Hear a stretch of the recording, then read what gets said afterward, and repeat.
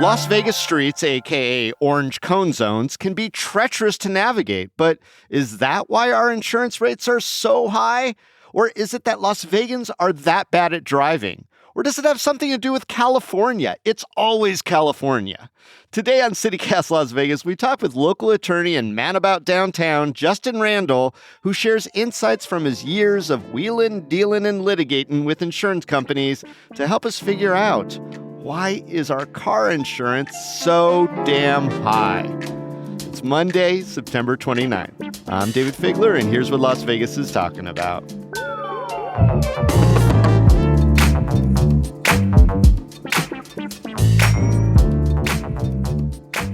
Hey there, before we get into the conversation, I want to remind you that this is the last week of our Fall Neighbors campaign. You know, CityCast Neighbors is about meaningfully engaging and connecting you with your city. It's also a critical way that we fund this operation to keep producing this daily show that you rely upon. So your investment in us means we can keep bringing you these conversations and stories that honestly help you better understand the forces that shape our city. Plus, an investment in us really is an investment in the city. We highlight local businesses, organizations, and restaurants. They don't pay us to do it. It's because we have done the hard research. We love these places, like our tips for the hottest new cocktail spots downtown. Shout out Nocturno and Jive Turkey and Dustland. And we'll always be the ones keeping you informed about the best community events where you can connect with Las Vegas and invest your time in getting to know your neighbors. Becoming a CityCast Las Vegas neighbor ensures we can keep connecting you with the people, places, and ideas that make Las Vegas thrive. So hop on over to membership.citycast.fm. It's only $10 a month, or if you want to give us a full year, it's down to $100. And if you join today, we've got a special tote bag that you will love. So head on over, membership.citycast.fm. So first off, Justin, are Vegas car insurance rates actually high compared to other cities? David, they really are. We have some of the highest car insurance rates in the country, and it's for a variety of reasons. We live in a town that's very transient, and we have people coming from all different parts of the country, parts of the cities, from suburbs, from rural areas, all into this melting pot where we all live. And everyone drives a little bit differently. And because of that, we have a lot of chaos on our roads. So it's the Californians. End of story, and we can end the podcast early. It's everyone in Los Angeles County. It's all of their faults, and they all moved here and ruined our driving. Yeah, but seriously. End of podcast. We have nothing else to talk about today. Mic drop. We're done. Thank you, everybody. Now listen to me just, singing Home Means Nevada. Let me ask you, though, seriously, how much higher on average are we than those other cities? I can tell you from personal experience, when I moved to Las Vegas, and I went to law school in Iowa, so I lived in the state of Iowa for 3 years before I moved here, my car insurance more than tripled. Wow. And I was blown away. I was a poor young first-year attorney, and my car insurance was so expensive that I thought it was a mistake and actually called my insurance company. Not one thing changed other than the zip code where I was living, and the car insurance more than tripled. Wow. And this is something that we hear from so many of our friends and neighbors. It's just like, my insurance bill is killing me, and I came from XYZ, and they have similar stories. So what do you think is the major factor for our high car insurance rates? Without a doubt, it's the driving behavior in this town. We have cultural differences. So if you look at our driving, for example, I moved here from Iowa. I grew up in Chicago. It is a very different style of driving in those cities than you have here. If you look at the roads we have significant amounts of people just flying down the freeway, speeding, running red lights. We have a significant amount of DUI, alcohol, drugs on our roads. We have a party atmosphere that contributes to it. And we're a 24-hour town. And when you throw all of this together, it just explodes. And that's why we have so many problems on our roads here in this state. Well, I hear you putting a lot of that on the different driving styles, but I can't help but throw into the mix that our road design is not, let's just say, thoughtful. We build these giant stroads, I think they're called, because they're essentially highways, just straight and wide. And it almost dares people to drive bad and fast, encourages racing, to get through that red light. Well, and if you look at our bills here, we have insane costs for just about everything right now. Hmm. If you look at the property damage, so let's say you're in a car accident and your car is damaged. 20, 30 years ago, that might be a bumper, that might be a tail light, it might be an engine. These are the things they're repairing. Now, you've got sensors on your bumper, you've got cameras on your car, you've got computer chips in every aspect of your car. And all of these things cost more money, require longer time to repair, and just make it harder to complete things in a cheap and easy manner. You'd think with all this amazing technology that we have right now in cars that it wouldn't be a negative that it costs more for property repair, but that they're safer vehicles. So why isn't there like a trade-off here that the new tech drives down the prices because they're making cars safer, but maybe the cost of fixing and replacing goes up? I think it's a mix of the cars you've got on the road. So, I drive a Tesla. It has every safety feature under the sun.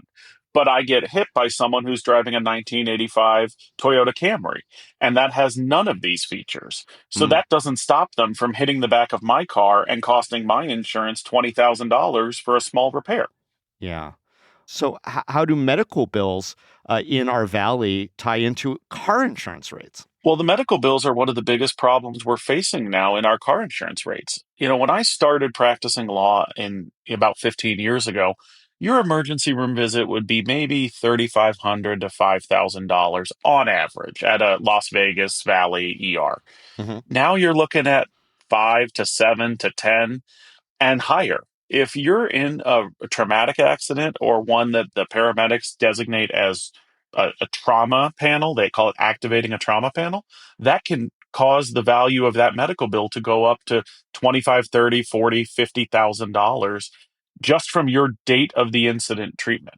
And that's no other care that you're getting after.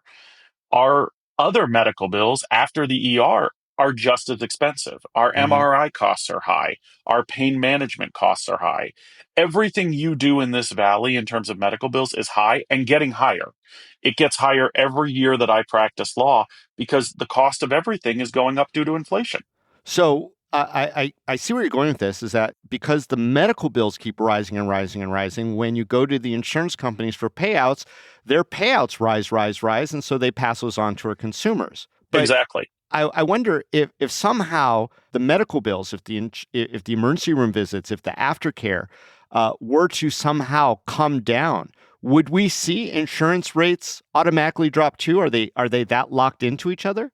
I don't think they would drop, to be honest with you. And the reason is there's not an insurance company, or at least an auto insurance company, making money in the state of Nevada. They're not profitable here Oh, because of all of these claims. And we have higher claims than other places. I will tell you, when I was going to law school in Iowa, that's not a state where culturally people sue each other. They just don't.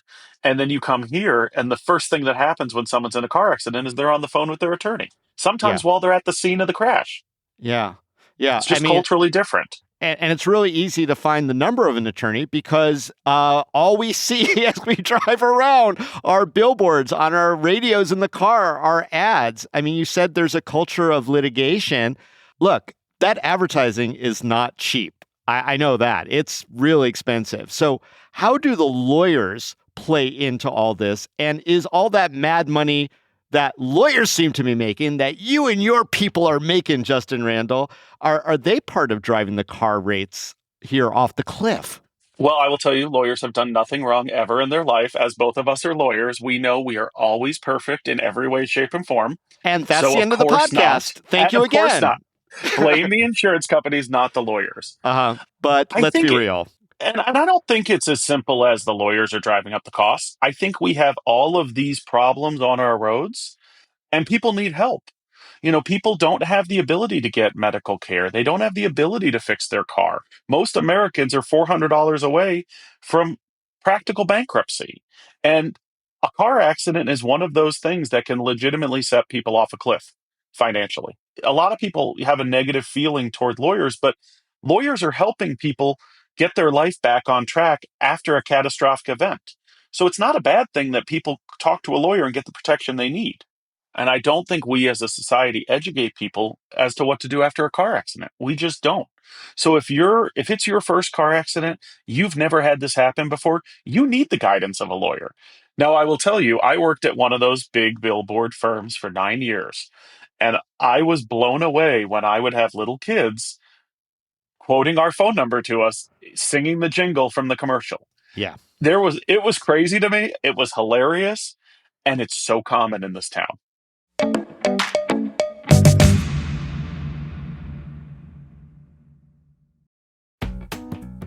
Hi, I'm Dina, and I'm a CityCast Las Vegas neighbor. I moved to Las Vegas in 2000 for what I thought would be a 6-month job with Cirque du Soleil. I came from New York, planning to head back after a year. But one show led to another, and 25 years later, here I am, still performing, still calling Vegas home. Like a lot of people who call Vegas home, I've realized that it can be challenging to build community here. It can feel transient. People come and go. But that's why CityCast Las Vegas means so much to me. It's helped grow my love for Las Vegas and helps create a sense of connection in a place where that isn't always easy. I read the newsletter, Hey Las Vegas, every morning because I don't want to miss the stories of the day. One day, it's all about city utilities. Another, it's arts and food, and sometimes it's just a quirky story that could only come from Vegas. I've even learned about new hot dog spots I had to try and hot dog traditions from all around the country. That's why I became a CityCast Las Vegas neighbor, because local voices like this deserve our support. And Vegas deserves a news source that feels like ours. You can become a neighbor too at membership.citycast.fm. Hey, everyone, before we get back into it, I want to thank those of you who are already our neighbors and the folks who have joined during this campaign, too. You know, one of the things we hear most often from folks who choose to support CityCast Las Vegas is that they could not imagine their lives, literally starting off their days without our podcast. So if we're part of your daily routine, from opening your eyes to closing them at night, your morning dog walk or your commute to work, we'd love your support. Becoming a neighbor is the best way to say, hey, this work matters to me and I wanted to stick around. So head on over to membership.citycast.fm. All the details are there and it's super duper easy. That's membership.citycast.fm. All right, well, let's let the lawyers off the hook for a second and go back for a second to the drivers. I mean, what do you think about this? Because I'm sure you hear this all the time. You probably see it yourself. There are a lot of cars. I mean, a lot of cars in Las Vegas without license plates or with registration that, if you look closely, expired in 2022. Is that part of the problem? What's your take on that? You know, and I thought my instinct was always that this was part of the problem. And I think it is to some extent, but I was blown away when I actually looked into it practicing law. We're kind of middle of the pack for uninsured people. We're Really? right around in the 25 to 30, depending on the year, of states where we're uninsured. And it's about 11% of drivers on the road that are uninsured. Yeah, because Now, I just assume if you don't have your registration up to date, you're probably not insured. If you don't have a legitimate license plate, you're probably not insured. So, and you're dead on that. They are mm, absolutely not insured. And you know what's crazy? I drive the 95 every day. I will tell you, the people driving like maniacs on the road on the 95 are typically the ones that don't have a license plate on their car. So huh. they're causing a lot of the problems. And there is a significant portion of our valley that is uninsured. But the part that we don't talk about is the portion of our valley that's underinsured.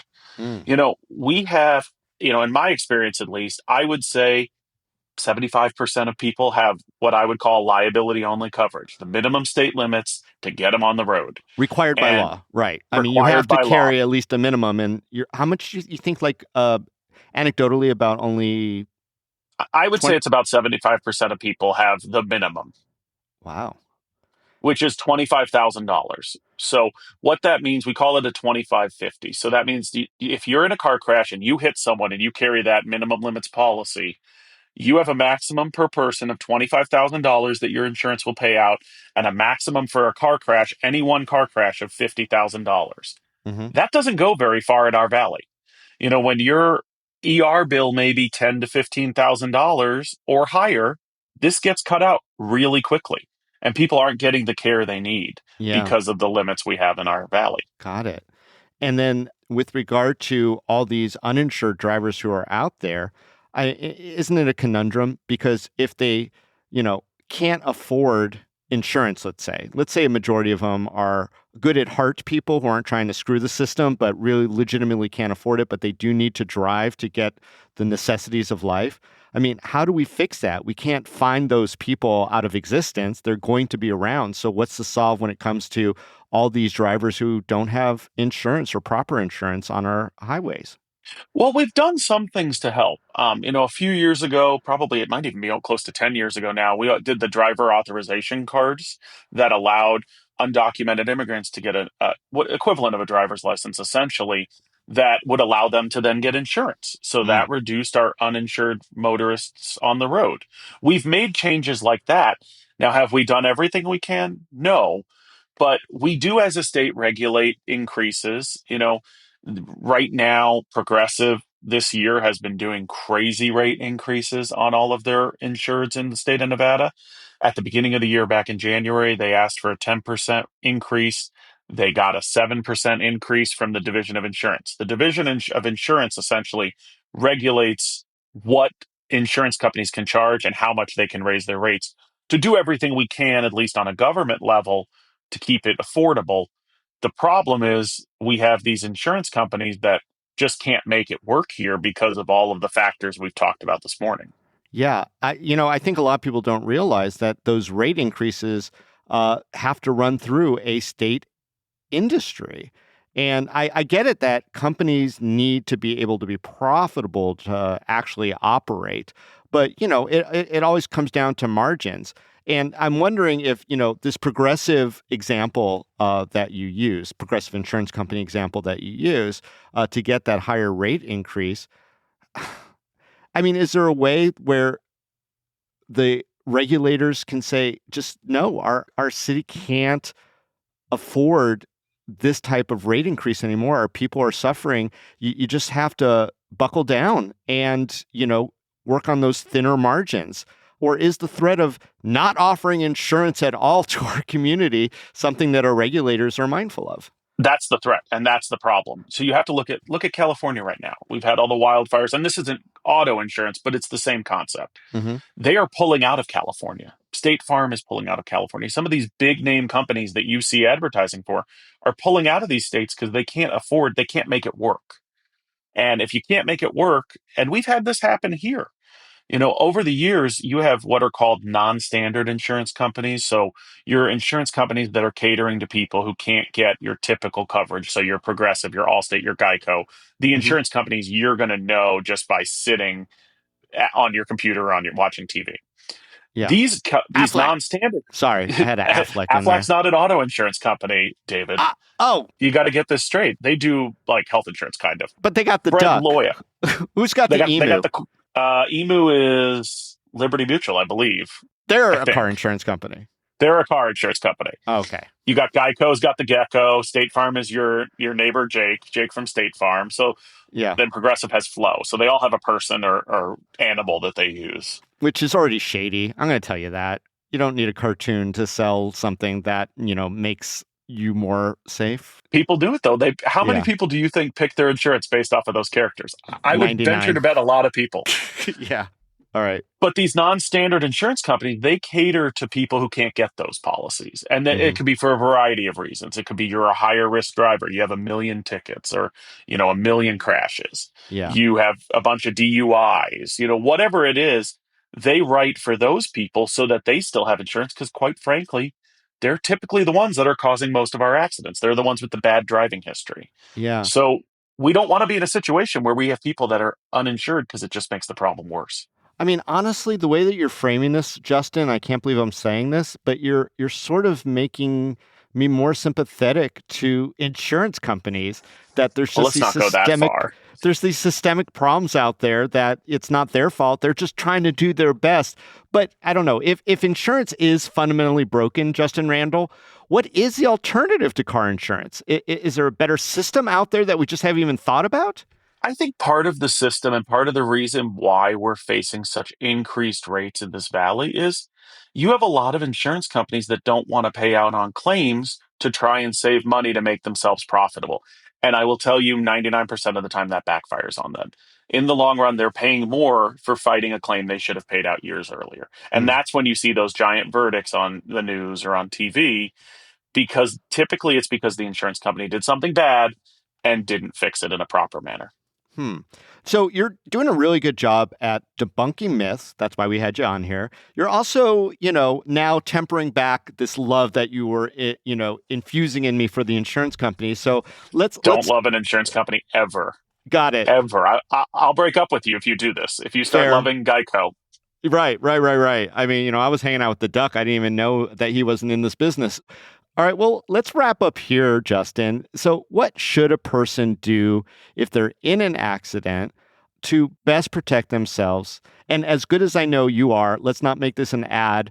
No, did a driver fly off the handle? Call Justin Randall, please. that's my new slogan. There's my new slogan right there. All right, well, you could have that one for free. But, what should a person who is involved in an accident, either the cause or, the consequence of an accident, do to best protect themselves financially? You need to document everything. You need to take pictures of everything. Take pictures of where the cars are when they came to arrest. Take pictures of the damage to the vehicle. Take pictures of everyone's license plates, insurance information. Hmm. Anything you can document, you need to document as much as possible. Anyone that witnessed it, you absolutely need to get their name, phone number, contact information. I recommend in every crash, big or small, call the police. A police report gets all of those things and helps you out in the long run because it's the close in time event documentation of everything that happened on the scene. And I And know Justin, on that Metro, point, I'm sorry to interrupt, but there was a time when the police weren't responding, but now they're back doing that again. they are responding if there's an injury or it's a major crash is typically what they do. Now there will be times that they're busy, they're not going to want to come out, but I think you should always try because it always helps in the long run. The more information you can compile from the scene, the better off you are in the event that you need to make a claim later, even if it's just a claim to fix your car. Any other tips? For the love of God, wait 10 seconds when a light turns green before entering the intersection. You would not believe how many crashes we have just based off of that. The other one, watch people to the sides of you.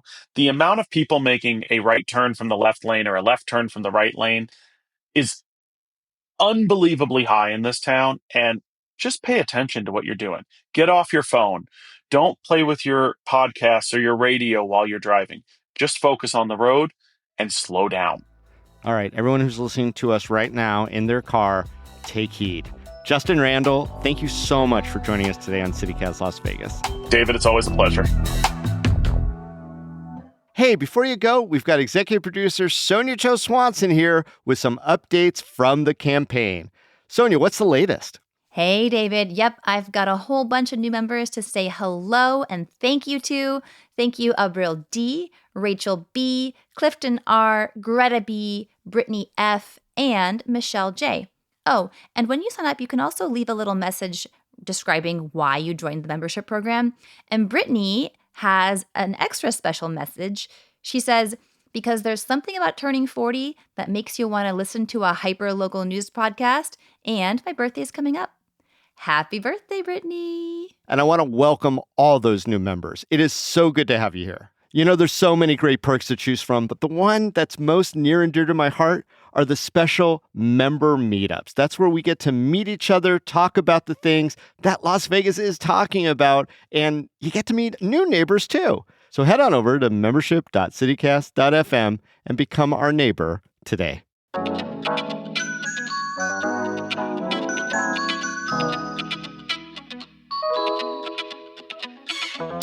That's all for today here on CityCast Las Vegas. If you enjoyed the show, go tell a friend. You could also rate the show, but, wait till you're not driving. Leave us a review, too, and subscribe to our morning newsletter. Don't forget, you can support this show and get some great perks by becoming a CityCast Las Vegas neighbor at membership.citycast.fm. We'll be back tomorrow morning with more news from around the city. Till then, stay lucky.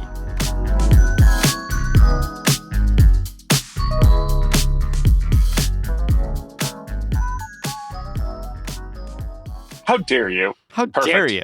Oh, there's going to be a couple how dare you questions, Justin. You'll love it. Oh, how dare you? You're allowed to say that, too.